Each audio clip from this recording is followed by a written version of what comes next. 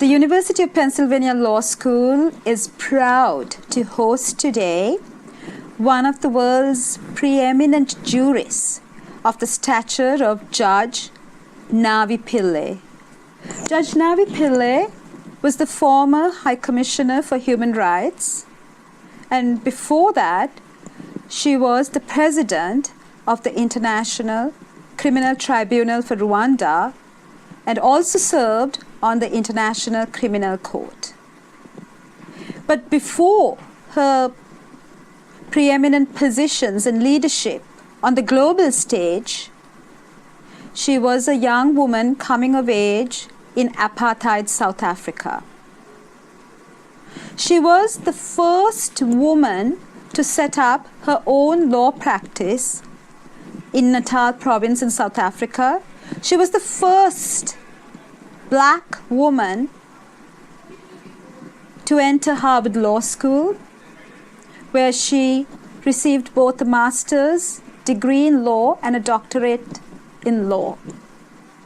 There are many firsts to Judge Navi Pillay's name, but as a trailblazer, as one of those women who broke every boundary, every barrier, not just for herself, but for women in South Africa, for women of color, for women around the world, I would like to invite Judge Navi Pillay to share with us some stories of her work challenging the apartheid regime and also the ways in which she resisted the apartheid regime in order to attain the success and the achievements for herself and her generation. Judge Navi. Thank you very much. I'm very pleased to reflect a bit on how hard it was growing up as a black person and a poor person in apartheid South Africa. You see, the laws said you were inferior, and the laws closed various jobs to us. Africans were not allowed to live in the city. They were forced to carry passes, and my father was a bus driver, and he was constantly harassed. What hurts a child is when your parent is not treated with respect by white people. Unfortunately, we tended to think that we were inferior because the law said so, and the people treated us as if we were not human beings. And so I'm talking about myself, but also the thousands and thousands of other children. The apartheid machine said that black people's brain was small and white people's brain was big. You know, and as you hear all this kind of propaganda, you tend to pick that up. So it took me many years to develop the self-confidence to think that I am a human being with rights. So I find the argument about rights, equal rights for all, as a very strong argument for me to build self-confidence. And once I've done that and helped myself, then you think you have to help all the others as well. So tell us a little bit about the ways in which you and others of your generation internalize some of those apartheid regime's draconian laws and policies, and the ways in which it continues to haunt the psyche of South Africa. Well, let me make clear now, we are 20 years into a democracy, but you're quite right, it still hurts people very much. Any acts or statements of racism really hurts black people because this is their country, and why do they have to put up with this again and again? Right now there are some prosecutions of this racial stereotyping. You need education to help yourself to get out of this oppression that they've placed over you. But daily you experience it because everything is segregated. The schools were separate. We received the second-hand books from white schools. You never had a new book. And the inspectors were there all the time to make sure that the teachers were not teaching us to resist apartheid. So you were forced to accept certain education. For instance, we never learned about the history of Africa, our own history. We had to learn about European history and the wars fought in the 100 Years' War and so on, things that were just not relevant to us. And this is now changing under South Africa, but under democracy, but it will take a long time for all of us to look at a person with black skin and see there's merit there. Because people are too accustomed to thinking that because you are black, if you're applying for a job, then they would argue, yeah, but these positions must be appointed on merit. So suddenly there is a merit argument when you ask questions about why there's less employment of women and why there's less employment of black people.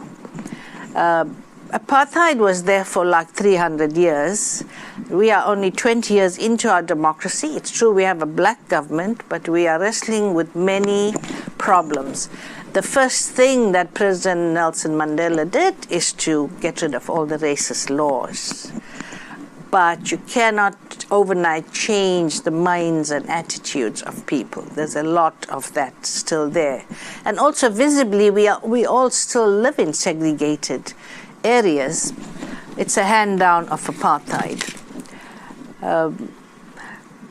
But as you see the young people in government, you see black youth protesting for their rights.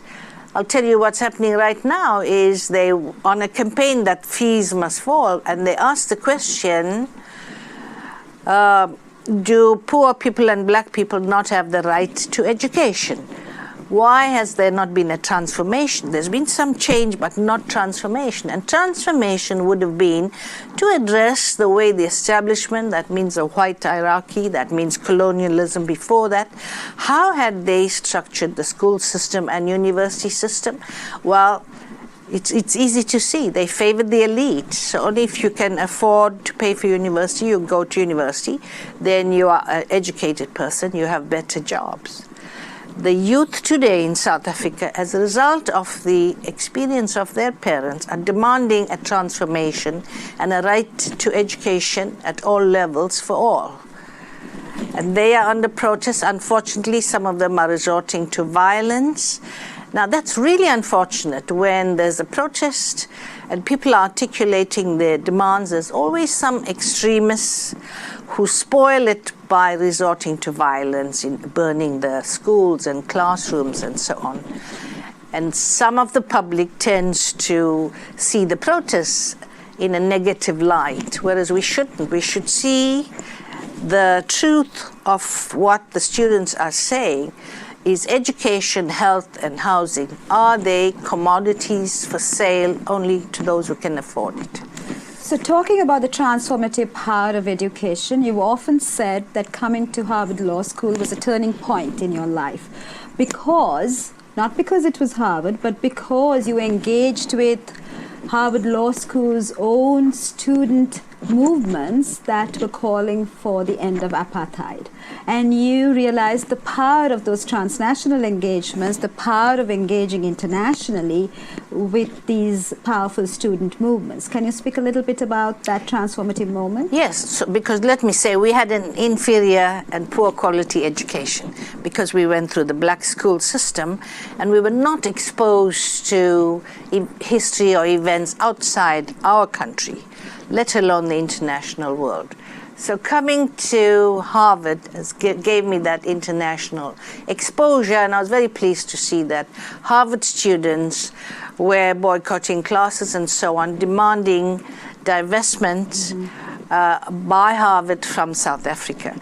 And when that did not happen totally, the university set up a scholarship fund to bring in black South Africans, and I was the first woman but third person to come in on that. And I learned more from engagement with the students, both on women's rights, rights of gay and lesbians. This was all new to me, but particularly a sense of who you are, and that it's not a virtue to play humble, that you must sit there quietly and somebody will notice you. No, you have to assert yourself.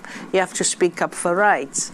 You know, when I went back, I made a speech which was published in the press, and some of the legal colleagues said it's because she's had an overseas education that she can come and speak directly like that. You've always talked about how your own experiences and the multiple forms of discrimination that you faced, both as a woman and as a colored woman, and as a member of a minority population within that black population, shaped the way in which you addressed human rights abuses around the world at the ICC, at ICTR, and then finally holding the most important office of the High Commissioner for Human Rights. And can you speak a little bit of the way in which those experiences helped to shape your insights, your empathy, and the way in which you were then able to translate those insights and experiences into legal principles of international law? Certainly, my life experience in South Africa taught me about caring. So when you find the whole population is being discriminated against, it's not just about you. Okay, what we could have done is reacted negatively in South Africa. We could have made them successfully make us feel inferior. You know, you can't be inferior unless you let them make you feel inferior. So we had to overcome that. And secondly, we had good leadership in President Mandela, who said never again. So in other words, we won't do to others what they did to us. No longer racism, no longer violence against the other, violence, suspicion against the other. He wanted one nation with a good constitution. You respect everyone's rights. So that's the second big education, because I myself was not ready for that. We were so angry under apartheid. I think that we would have reacted. We wanted areas of revenge. Certainly we wanted more accountability and justice. But we all were persuaded by President Mandela to look to the future and build a nation which is so much better for all of us, then we can all progress.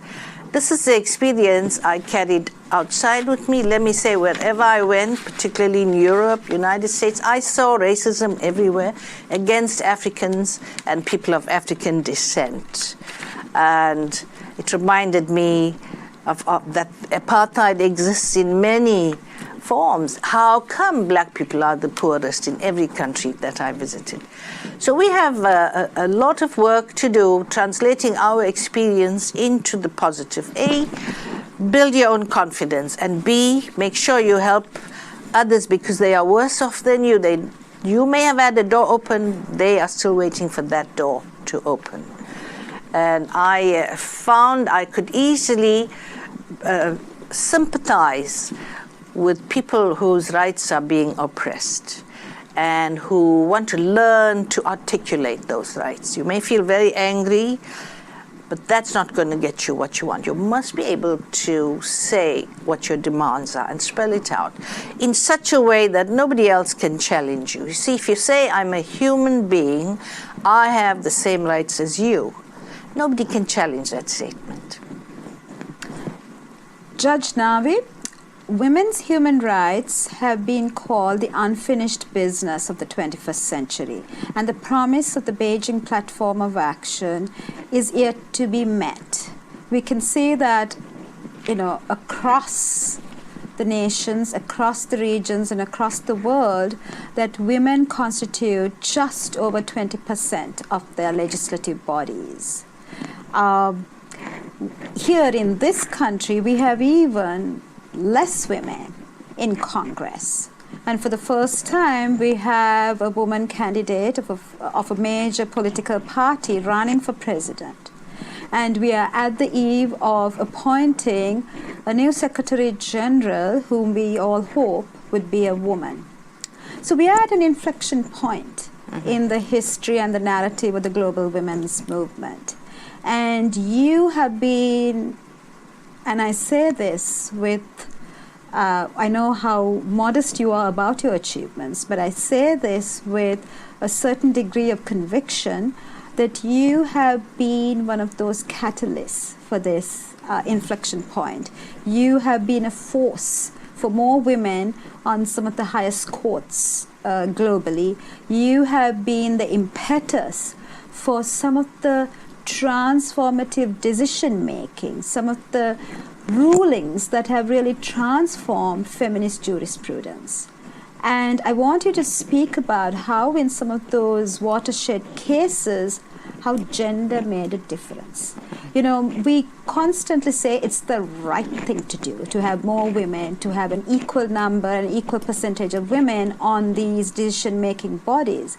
But I see it also as a justice issue. We see that in some of these decisions that have a disproportionate impact on women, having a woman on a court makes a difference. Having a woman in leadership is transformative. Can you speak to that?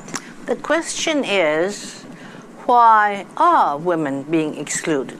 So we shouldn't have to go and explain, listen, we're very good, I've studied, I have qualifications, please put more women in. Women will think differently, they have a different life experience. Of course we have a different life experience, and we can enhance our performance in all decision-making bodies.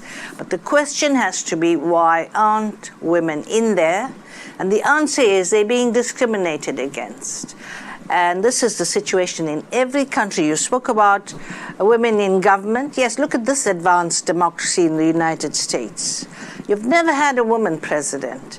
You have very, very few, just a handful of women, of congresswomen. The little country of Rwanda has overtaken you. They're almost 40%. Algeria, when they had elections, each party has to have 50% women candidates. So I believe for far too long, for centuries, women have been deliberately kept down, and there has to be now very aggressive, assertive measures to address that. Otherwise, we will continue to be invisible. One of the ways is to try affirmative action and quota systems. I realize you can't have that permanently, but it's a start. A start must be made because of this unjust exclusion that we're taking for granted as if it's normal. It's not normal. And as I said, we've become invisible. What we have to call for is equal participation of women in all decision-making bodies.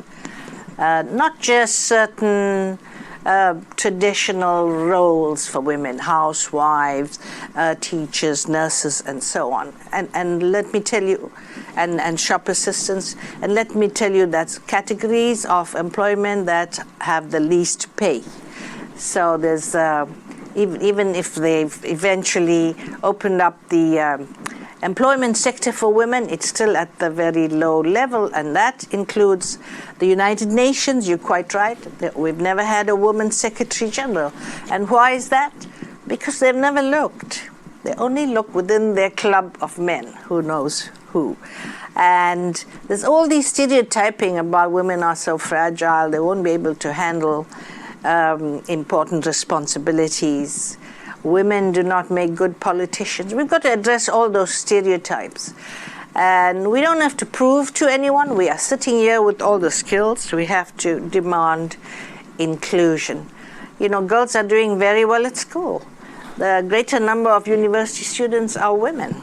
So why aren't they having equal opportunities in well-paid jobs at the higher level representing women? So that is our question. Now, throughout life, we know nobody else is going to fight your battles for you. Groups have their own special interests. And I often examine my conscience when I enter a building. Do I really think about the rights of a person with disabilities who can't climb up those stairs? You see what happens? So we are also guilty of not thinking about the rights of the other. This is why persons with disabilities got together, and they have now their own convention on the rights of persons with disabilities. And every one of those committee members has some disability, and their slogan is, nothing about us without us. So they want to speak for themselves. So some lessons that the women's world can take up. These are not women's issues, these are societal issues. It affects both men and women. It affects society and its status generally. Judge, one of I think your greatest missions while you were the High Commissioner for Human Rights was to formally recognize domestic violence as an international human rights issue. And although you planted the seeds for that, and although General Recommendation 19 of the Convention on the Elimination of Discrimination Against Women is clear that violence against women in the intimate sphere is a human rights violation, you have said that you failed to create a normative recognition of domestic violence as an international human rights violation. Can you speak to that? You know, in many countries, they still follow the old traditions. It's in their laws that domestic violence is a private matter, and that the law doesn't enter into the home. They only legislate for the public sector. So that attitude is still there. Around 1990, 1992, as a result of CEDAW's activities, many countries have passed their own laws against domestic violence.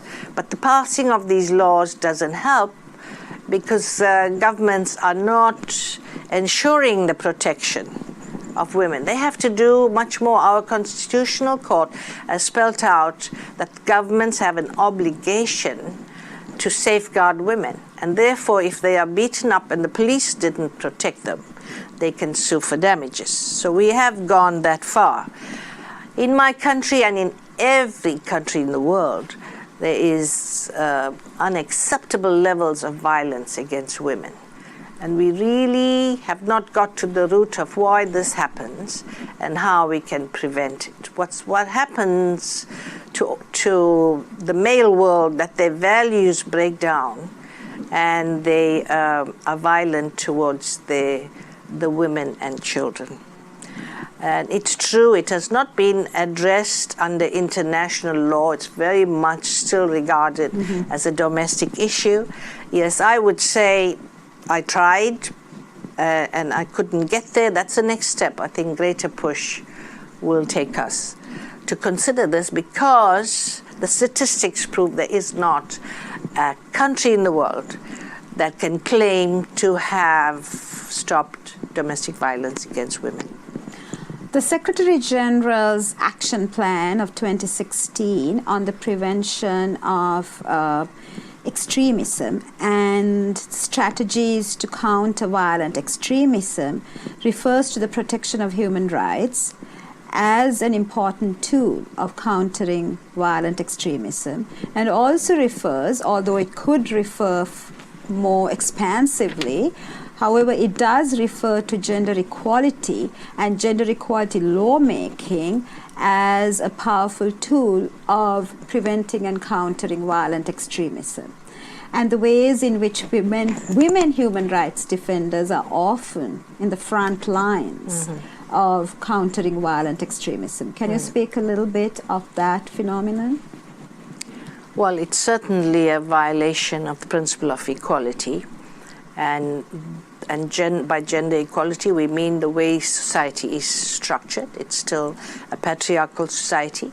They still view men as the heads of the household. I mean, for so many years, I was the lawyer. I was the one earning income. I paid for the house, but you'll be surprised how many women praised my husband for providing so well for his wife. So that's what goes on there. We have to address the structure and this point of view as well. I'm also concerned that because there is no accountability for domestic violence, men get away with it, and they continue to get away because nothing happens to them. And that attitude takes them also into public violence. So in wars and so on, this is why women are targeted for violence and sexual violence, because they know they'll get away with it. The law is weak there. We need stronger protection of women. two final questions. We are at the cusp of a very important election here in the US. We are also on the eve of electing the next Secretary General of the United Nations. I want you to pause a moment and reflect on your own experiences as a woman leader and provide some advice to the next President of the United States, and also some recommendations to the next Secretary General of the United Nations. Well, that's a tall order. I will try. I do hope that you will have the first woman president in the United States, because once again I ask, why hasn't it happened in so many centuries? But whether it's a man or a woman, I would urge the United States to play a greater role in the international arena.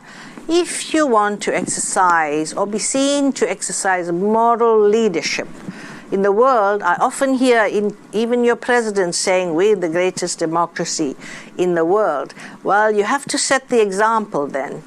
The United States, together with South Sudan, just two countries who have not ratified the Convention on the Rights of the Child. A very bad example.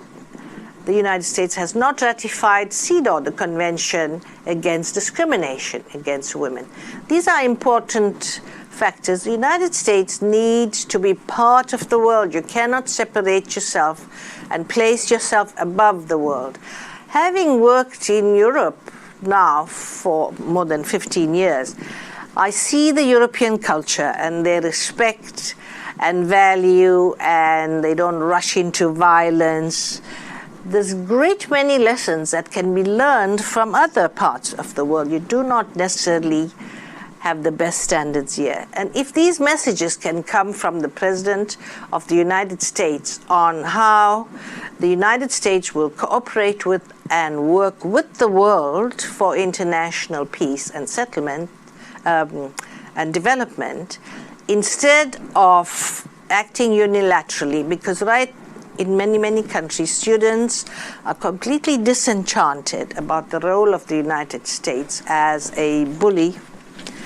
So, you know, the United States plays a very important role. I know that as High Commissioner for Human Rights, that the United States was always on the side of human rights, always ready to intervene and protect.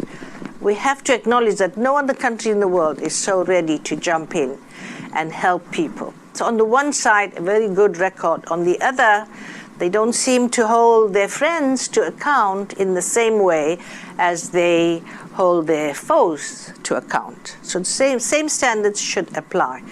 To the Secretary General of the United Nations, I believe it's a very, very important body.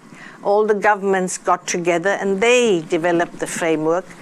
The Secretary General of the United Nations should make sure that human rights receives the same high focus as do peace and security and development.